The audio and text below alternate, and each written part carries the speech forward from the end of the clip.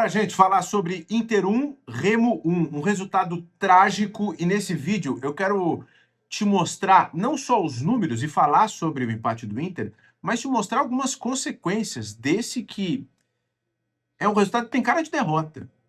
E que para muita gente pode, ao longo das próximas semanas, se tornar um resultado emblemático nessa campanha do Inter. Tá? Separei algumas coisas, estou aqui nos estúdios do SBT-RS para falar com vocês. Tem gosto de derrota, tem cara de derrota, faz o Inter ser o segundo pior mandante do Campeonato Brasileiro, faz o Inter somar 3 pontos em 21 disputados, isso é uma loucura completa. Mas tem algo que me parece ainda pior, tá? O Pesolano diz que é inacreditável, que ele nunca viveu isso, mas tem algo que é pior. E eu ainda quero falar com vocês sobre os números atualizados do risco de rebaixamento, tá? Começo aí pelos números, tá? Universidade Federal de Minas Gerais, Departamento de Matemática e Estatística, números atualizados. Risco de rebaixamento. Chapecoense, 99,3% de probabilidade de cair. Vasco, 63,3% de probabilidade de queda para a Série B. Remo, 57,4% de probabilidade de queda. Inter, 43,7% de probabilidade de rebaixamento. O Inter aparece entre os 4 clubes com maior chance de queda para a Série B. Lembrando que o Inter tem um jogo a mais do que o Mirassol e o Grêmio. Por aproveitamento, nesse momento, o Inter está entre os 4 piores do campeonato e isso afeta essa projeção, 43% de risco de rebaixamento. E a gente está falando isso horas depois de um empate que ele é amargo demais. Eu acompanhei o jogo e o Inter teve chance para matar a partida. O Carboneiro teve pelo menos 2 oportunidades.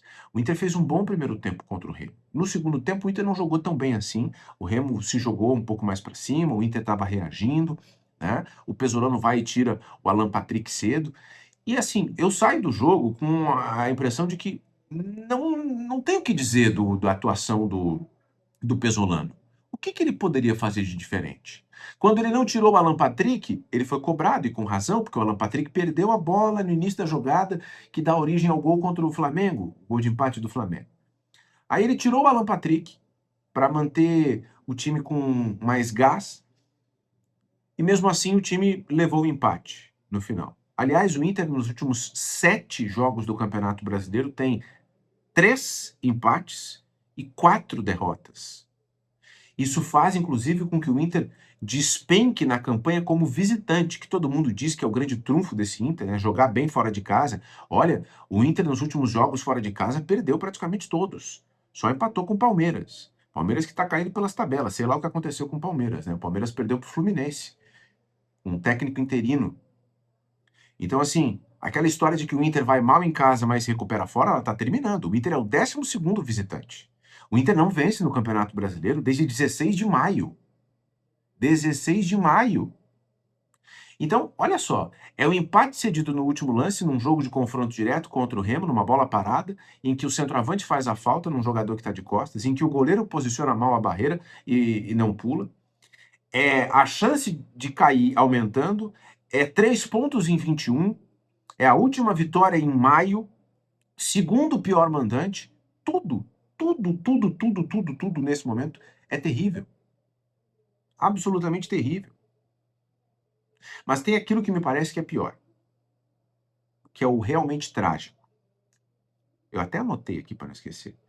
O Inter estava vencendo um jogo em casa, onde fez um gol cedo, 3 minutos, onde fez um bom primeiro tempo, poderia ter feito mais gols. Estava vencendo um jogo de confronto direto contra o Remo, estava superando o Grêmio, inclusive, com quase 30 mil pessoas no Beira-Rio, no ambiente de 20 anos da conquista de 2006, com a campanha do Tinga batendo quase 700 mil reais, né?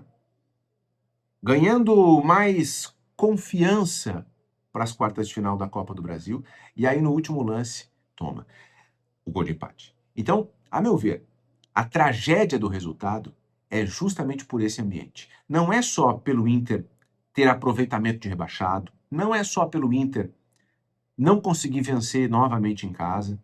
O Inter tem só 3 vitórias dentro do Beira-Rio. A tragédia é, mesmo com esse cenário todo positivo, mesmo fazendo um gol com 3 minutos, mesmo jogando bem, o Inter toma o empate.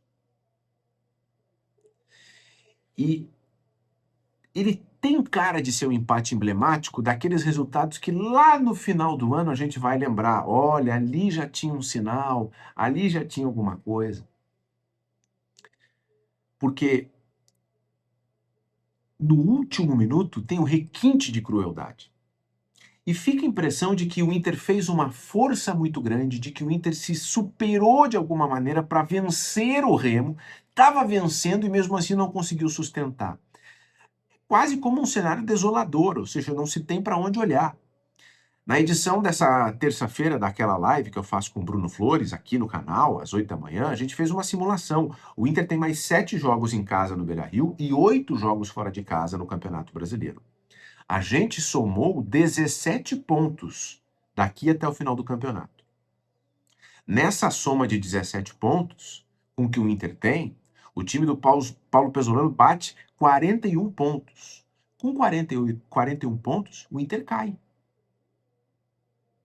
41 pontos, a chance de cair, ela é de mais de 60%.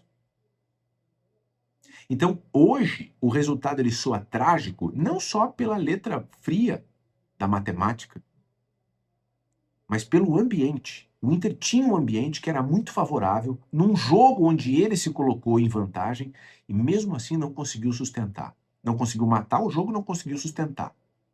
E, de novo, eu não vejo como responsabilidade do Pesolano. O ambiente do Inter está bastante abatido, tá? Com as pessoas que eu falei no Beira-Rio, as reações elas foram muito profundas, assim, porque o Inter ao mesmo tempo sabe que agora tem um adversário mais difícil, o Galo, que não é um grande time, mas tecnicamente é melhor do que o Remo. O Inter pega o Galo e depois vai pro Beira-Rio, vai pro Grenal. Primeiro jogo no Beira-Rio, na Copa do Brasil. E o Inter já começa a fazer as contas de que talvez ele não possa rifar o jogo contra o Bahia em Salvador, em meio aos 2 Grenais da Copa do Brasil.